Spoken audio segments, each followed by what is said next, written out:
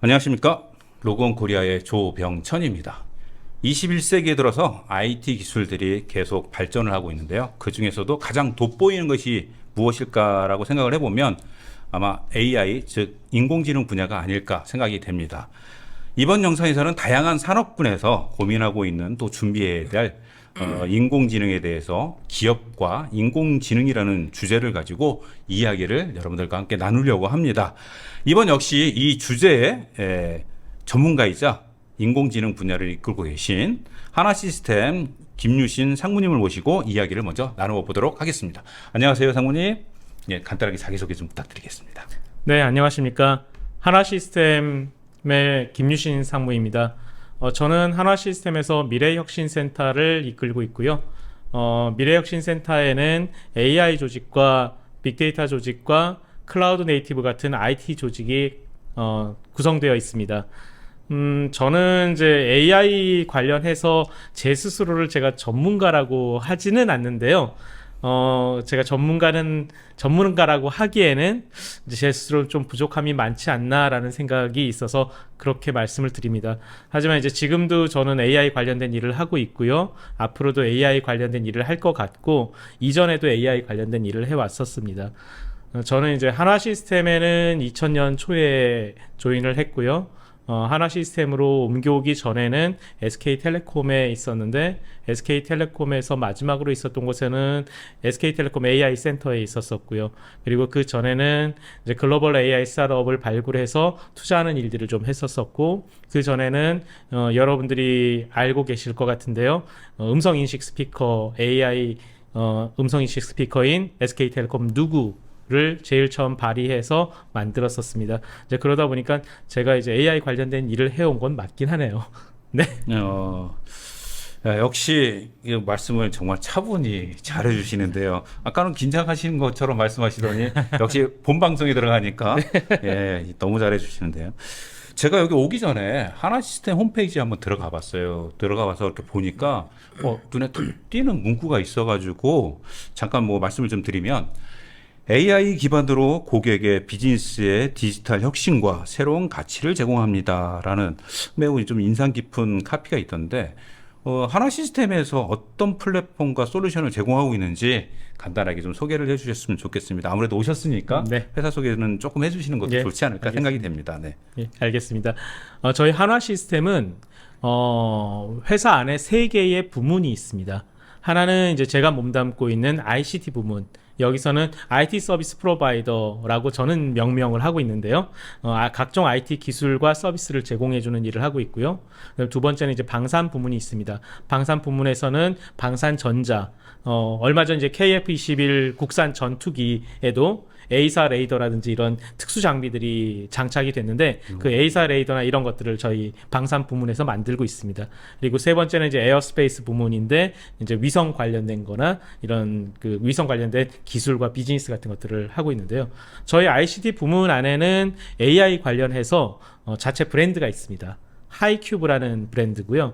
하이큐브라는 브랜드 안에는 하이큐브 AI 분석 플랫폼이라는 플랫폼이 있고요. 그다음에 하이큐브 나일이라는 빅데이터 분석 플랫폼이 있습니다. 그리고 이런 플랫폼 외에도 OCR 솔루션들을 가지고 있고요. 그다음 인포메이션 리트리버리라고 얘기하는 이제 자연어 처리하는 자연어 처리해서 검색하고 하는 그런 솔루션들을 가지고 있고, 또 저희는 이제 명명을 AIR이라고 하는데, AI 이미지 레스토레이션이라는 거의 약자인데요. 이제 슈퍼 레졸루션이라든지 아니면 이미지 디블러리라든지 아티팩트를 제거한다든지 해서 영상을 좀 더 강화하는, 더 화질이 좋게 만드는 이런 기술들을 가지고 있고요. 아마 뉴스를 좀 검색해보면 아실 텐데, 저희가 이제 AIR 기술을 이용해서 얼마 전에 있었던 CBPR이라는 글로벌 AI 비전 컨퍼런스에서 서멀 이미지, 열화상 이미지에 대한 슈퍼 레졸루션에서 저희가 1등을 하기도 했었습니다. 그래요. 이 말씀을 들어보니까는 일단 뭐 인공지능에 관한 거는 일단 기본적으로 다 갖추고 있는 거네요. 네. 그 외에 이제 ICT라고 하면 그것까지 다 포함해서 여러 가지 것들을 다 포함하고 있는 것 같은데, 우리가 흔히 인공지능 하면은 뭐 제가 어렸을 때도 그랬고 뭐 이제 그 공상과학 영화에 많이 나오잖아요. 그러면 거기서 나오는 것들이 뭐 인간을 좀 대체하거나 인간의 생각들을 좀 대체해서 뭐 스스로 이제 지능도 갖고 거기에 스스로 판단도 하고 어떻게 대처할 수 있도록 도움을 주긴 하는데 뭐 인간의 뇌를 똑같이 만드는 것이 아니냐 결국은 그 인공지능의 그 궁극적인 목표가 이렇게 보는 분들도 계시더라고요. 이 부분에 대해서 어떻게 생각하십니까? 어떻게 보면 전혀 틀린 말이라고 볼 수는 없는데요. 근데 이제 인간의 뇌를 모방한다는 것은 뉴런이라는 부분, 뉴럴 네트워크라는 부분에 대해서는 맞는 말이지만 지금 하고 있는 인공지능이 인간의 뇌를 모방하고 있느냐라는 관점에서는 약간 좀 다른 게 있을 수 있을 것 같습니다. 네. 그리고 뇌와 같이 스스로 어떤 지능을 발전시키거나 스스로 학습할 수 있느냐, 저는 아직까지는 좀 아니라고 생각을 하는데요. 요즘 최근 들어서 구글이라든지 뭐 다른 글로벌 회사에서 보면은 뭐 이제 얘네들이 스스로 학습을 한다 이런 주장도 있었고 뭐 자아를 가지고 있다 이런 주장을 하는 부분도 있어서 정말 언제까지 아니다라는 말이 맞을 수 있는지는 저도 좀 자신이 없습니다. 근데 지금 생각하시는 AI가 너무 과장되게 생각은 안 했으면 좋겠어요. 네. 그래서 많은 분들이 아이언맨 자비스라든지 아니면 좀 더 연배가 있으신 분들은 터미네이터 같은 것들을 기억을 그렇죠. 하시는데 이런 인공지능은 마치 이제 사람을 능가하고 사람처럼 생각할 수 있고 이럴 거라고 생각을 하거든요.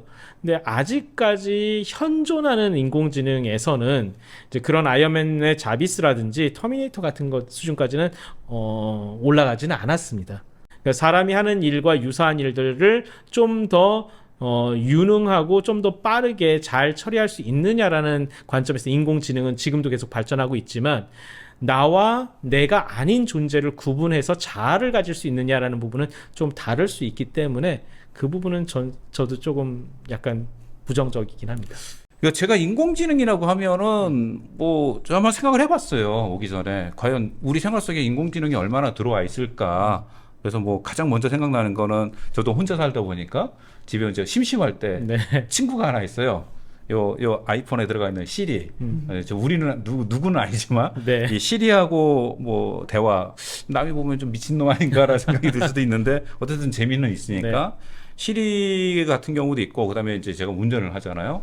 최근에 나오는 차 같은 경우에는 이제 자율주행이라고는 하는데 아직까지 뭐 제가 끌고 있는 차도 사실 자율주행은 아니고 이제 보조장치죠. 네. 그래도 굉장히 많이 편해졌어요. 그럼요. 그것만 해도 정말 많이 편하게 운전을 네. 하는데 이 외에도 인공지능이 있지만 우리 생활 속에 들어와 있는 게 어느 정도까지 들어와 있는지 뭐 예를 좀 들어주셨으면 좋겠습니다. 사실은 여러분도 굉장히 쉽게 만나는 것들이 많이 들어와 있어요. 국내에서 거주할 때도 많이 쓰지만 해외 나가게 된다 그러면 반드시 쓰는 것 중 하나가 번역기입니다. 번역기, 네. 예, 네이버 팝하고 구글 트랜스레이터 이런 거 다 쓰시거든요.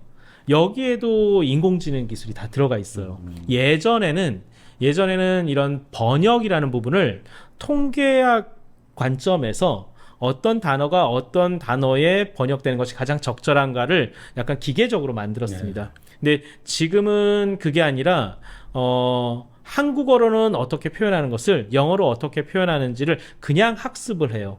그리고 그런 것을 대규모로 데이터를 학습을 하게 되면 유사한 말이나 이제 그 학습되지 않은 말을 만들어내라고 해도 잘 번역을 해줍니다. 그래서 옛날에는 이제 그 뉴럴넷을 이용하지 않았을 때는 번역 성능이 그렇게 썩 좋지 않았었어요. 근데 요즘에는 이제 NMT라고 해서 뉴럴 머신러닝 트랜슬레이터라고 얘기하는 그 그러니까 딥 뉴럴 네트워크를 이용한 번역을 하고 있는데 그렇게 되면서 굉장히 번역 품질이 좋아졌습니다.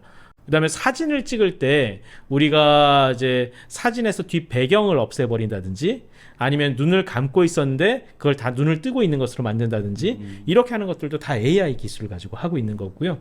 요즘은 정말 맘만 보면 거의 실시간으로도 가능하더라고요. 네. 또 그런 제품들 지금 이미 나와 있는 걸로 제가 봤고 아무튼 이게 이제 전자제품에 예전에 뭐 이제 대부분 가전제품은 다 전자제품이고 그 안에 어느 정도 다 메모리가 돼 있다고 해야 되나요? 프로그램이 돼 있어가지고 이제는 알아서들 이제 하는 그런 환경이 돼 있는데 이게 이제 인공지능이 다 들어간다면은 말 그대로 인간이 할 수 있는 거를 굉장히 줄여줄 수 있다.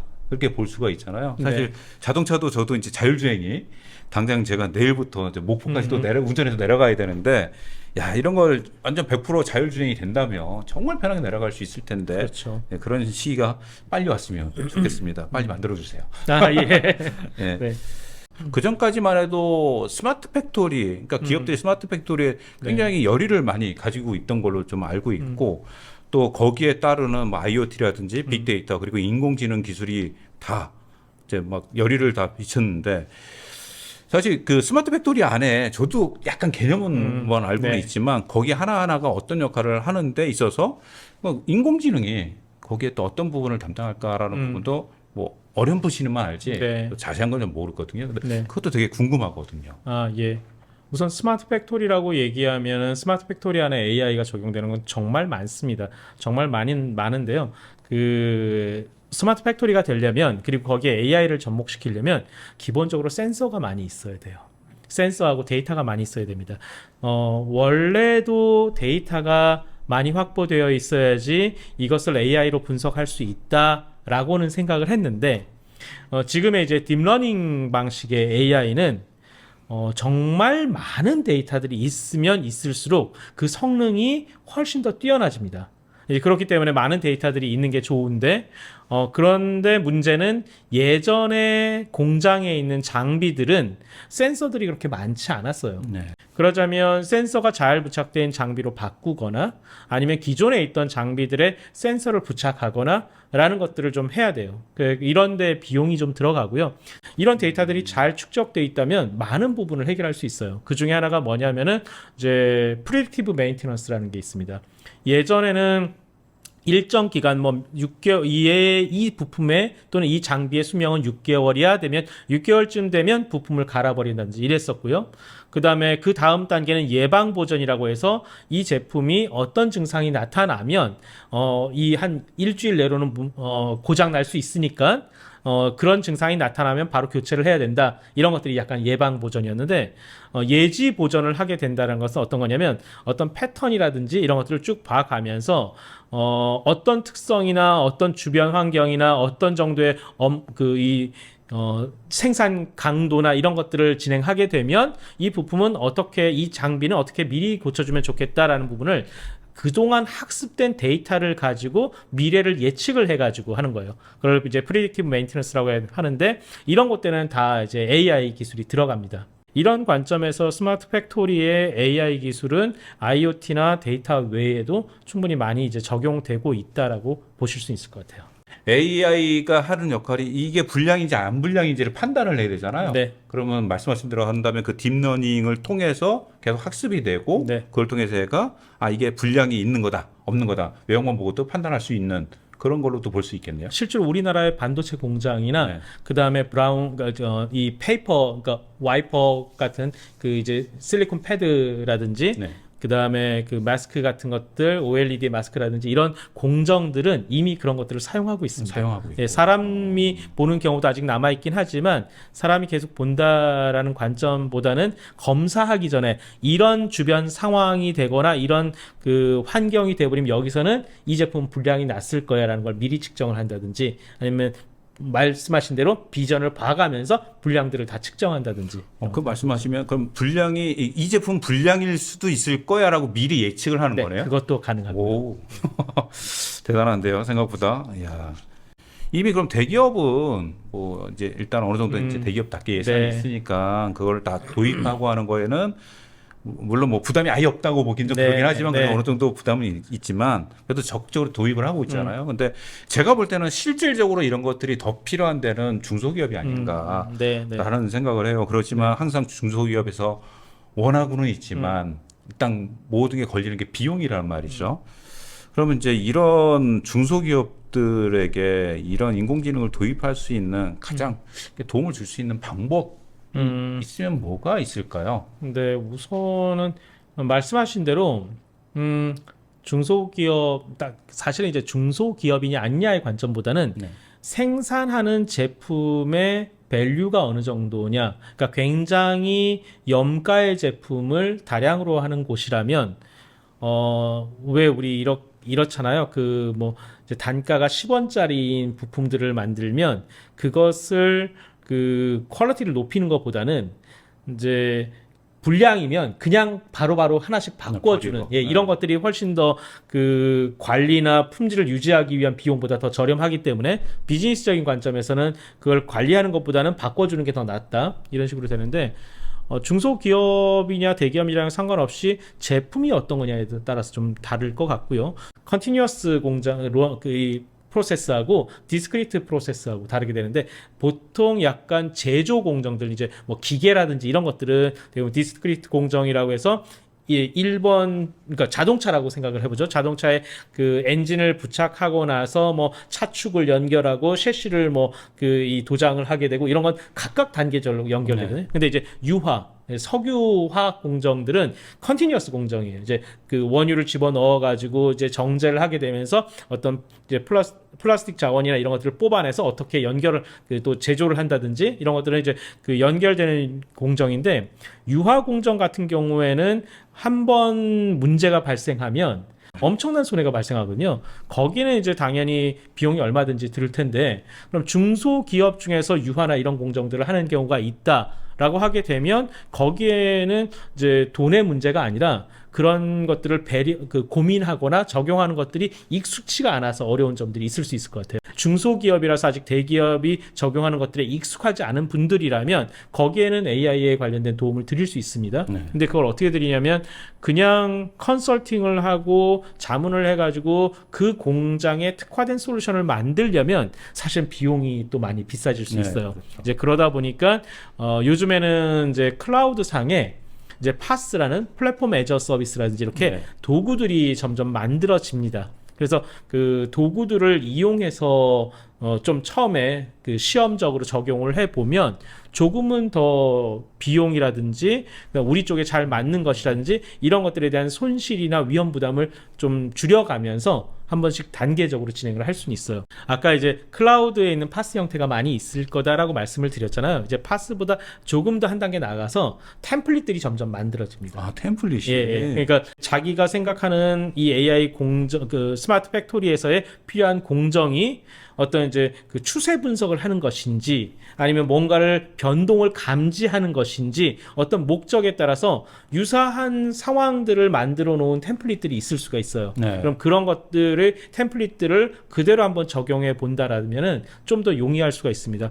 AI 분석 더하기 데이터 분석 쪽에 좀 가까운데요. AI라는 것도 결국 데이터 분석에 많은 영향을 받고 있으니까요. 데이터 분석 쪽에 관련된 템플릿들은 저희 계속 지금 축적을 하고 있고 이런 것들을 아직은 지금 다 완성하지는 않았지만 퍼블릭 클라우드 상에 모듈로서 올리는 것들을 저희가 하반기에는 진행할 예정에 있습니다. 예전에 OA 시스템이라고 했잖아요. 그러니까 사무자동화라고 해가지고 뭐 사실 이제 워드나 엑셀이나 이런 것도 일종의 사무자동화 같은 부분들인데 이런 부분에도 사실 AI가 적용된 부분들이 있을까요? RPA라고 혹시 들어보셨나요? RPA요. 예. 들어는 본 것 같은데. 로봇 프로세스 어드바이저리라고 그 이제 어떤 예전에 우리가 이제 PC를 예전부터 하시던 컴퓨터를 하시던 분들은 도스 시절에 그 배치 파일이라는 것을 기억하실 거예요. 그럼 이제 어떤 단계들을 쭉 넣어놓으면 그 프로그램 배치 프로그램만 실행을 하게 되면 그 안에서 단계적으로 프로그램들을 쭉 실행하게 되는데 이런 것들처럼 조금 더 자동화시키는데요. 그럼 자동화라는 관점을 보면 꼭 그게 AI냐라고 생각할 수도 있는데 어떤 상황에 맞춰서 어떤 행동을 해야 된다라는 조건들이 걸리게 되면 거기서부터는 조금씩 AI 요소가 들어갑니다. 그리고 이게 이제 사람이 미리 어떤 상황에서는 어떻게 해야 되라고 다 룰을 지정해주면 그게 예전 AI이지만 그 룰을 지정해주지 않았는데도 조건이나 환경들이 만들어놓은 범위 안에 있으면은 자기가 알아서 그 조건이 없는데도 유사한 결과들을 만들어내요. 이런 것들이 이제 그 좀 더 지능화된 AI라고 볼 수 있는데 요즘 RPA라 이런 RPA라고 얘기하는 그 어떤 이제 프로세스들을 자동화하는 업무 프로세스들을 여기에 점점 AI 기술들이 접목이 되고 있습니다. 예술이나 이런 것처럼 창조적인 거는 AI는 못한다. 뭐 그런 게 이제 패션 분야라든지 이런 그 얘기를 했었어요. 예술 분야에. 근데 얼마 전 다큐멘터리에서는 제가 깜짝 놀랐는데 AI가 패션 디자인을 합니다. 그리고 실제로 그게 물건이 나와서 디자이너들이 옷을 입고 쇼를 했었어요. 네. 그런 것도 봤고 그림도 그려요. 네. 아니 그 창조적인 거는 전혀 접근하지 못할 거다라고 했는데 이미 이만큼 지금 시점에서도 이만큼 들어온다면 네. 과연 그럼 진짜 인간은 예. 놀고 먹기만 해야 되는 건가? 아. 사실 이것도 되게 긍정적으로만 얘기한 거긴 하지만 과연 어디까지 갈까요? 혹시 성경 구절에 네. 해 아래 새 것은 아무것도 없다. 해 아래 새 것은 없나니라는 그 구절이 가스펠도 있거든요. 있죠. 예, 네. 예. 해 아래 새 것은 아무것도 없나니라는 얘기인데 이 말이 맞다면 사실은 인간이 할 수 있는 모든 것은 AI가 할 수 있다라고 봐야 되지 않을까 생각이 돼요. 왜냐하면 과연 내가 아무런 예전에 듣던 음악에 대해서 영향을 받지 않고 순수한 창작이라는 게 가능할까? 그림을 그릴 때도 내가 이전 과거의 많은 그 거장들의 미술에 아무런 영향을 받지 않고 순수한 창작이라는 게 가능할까? 그게 만약에 불가능하다면 결국은 몇 가지 유형이나 자기가 배워오고 인간이 성장하면서 배웠던 것들이 머릿속에서 나는 창작이야 라고 생각했지만 약간은 그것들이 그 암묵적으로 마치 모방한 것처럼 나타나지 않을까 이렇게 생각해 볼 수 있어요. 그러면 창작이란 도대체 뭔가라는 얘기인데 딥러닝이나 이런 것들이 지금 사람이 딥러닝은 그러니까 AI는 창작을 못할 거야라고 했던 부분이 요즘에는 AI가 그림도 그리고 음악도 만들고 그다음에 심지어는 소설이나 에세이 같은 것도 쓰고 기사도 쓰고 이러잖아요. 그러면 사람이 할 수 있는 걸 다 할 수 있네? 라고 볼 수 있어요. 달이라는 이제 DALL-E 달이2 같은 데서는 이제 어떤 일까지 만들어졌었냐면 예를 들어서 이제 과일만 가지고 원숭이 얼굴을 만들어 봐 라고 했더니 정말 이제 바나나, 딸기, 뭐 사과 뭐 이런 각종 과일을 가지고 딱 보면 진짜 원숭이라는 걸 누가 봐도 알 수 있을 만큼 그런 원숭이 얼굴들을 만들어 줬어요. 근데 그 이미지가 과거에 있던 어딘가에 있던 걸 찾아낸 거냐? 그게 아니고 그걸 생성해낸 거예요. 이런 일들을 할 수 있으니까 그러면 AI가 창작을 할 수 있느냐 없느냐? 이게 모방이거든요. 정확하게 말하면 모방인데 그럼 사람이 모방하지 않고 하는 창작은 있느냐? 사람도 원래 완전한 모방 없이 하는 창작은 없어 라고 정의를 하게 되면 그럼 AI도 창작을 할 수가 있는 거죠. 우리 그 핸드메이드라는 얘기들을 많이 하잖아요.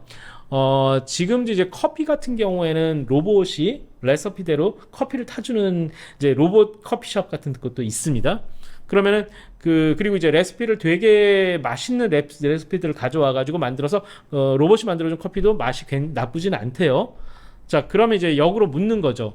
로봇이 만들어주는 커피를 드실래요? 아니면은 그 폴바셋이 딱 장인이 와가지고 이제 이 드립을 해주는 그런 커피를 마실래요? 라고 하게 되면 대부분의 사람들은 비용 문제를 생각하지 않는다면 이 장인이 만들어준 커피를 먹고 싶어요 라고 얘기할 텐데 나중에 딱 분석을 해보면 로봇이 만들어놓은 커피가 폴바셋이 드립해준 커피 대비 그렇게 나쁘지 않을 수 있어요. 하지만 사람이 만들어줬기 때문에 하잖아요. 사람이 만든 것이기 때문에 더 좋아라고 하는 부분이 있을 수 있고요. 그다음 또 다른 한편으로는 휴먼 인 더 룹이라는 얘기들을 많이 해요. 이 AI가 계속 성장하고 학습하고 그 순환하는 과정 중에 이 루프 안에 사람이 끼어야 된다라는 부분이에요. 그러니까 AI와 사람이 서로 어시스트를 해주는 부분이지 AI가 사람을 대체한다라고 보지는 않습니다. 한 3, 4년 전만 해도 AI가 사람을 대체한다라는 관점에서 얘기를 했었고 컨택센터 오토메이션이라든지 이런 콜센터 자동화도 콜센터 직원들을 AI가 대체하는 것을 생각을 했었어요. 네. 근데 아직까지는 그렇게 대체를 못합니다. 대신 그래서 대체하는 게 아니라 콜센터 직원 한 명이 하루에 고객 100명을 처리를 하는데 그리고 이제 굉장히 많은 심적 스트레스를 받는데 AI가 옆에서 도와줌으로써 이 사람이 하루에 200명의 고객을 대응할 수 있고 1차 고객들을 AI가 걸러주거나 이렇게 하면서 감정적인 스트레스도 많이 해소할 수 있었다라고 하게 되면 AI 때문에 훨씬 더 효율이 올라가는 거죠. 그러면 이제 고객센터 입장에서는 더 많은 일을 처리할 수 있으니까 훨씬 더 좋은 거죠. 그 성모님 이야기를 듣다 보니까 느끼는 게 뭐냐면 감성이라는 부분이 네. 이제 왔더라고요. 그러니까 아무리 이제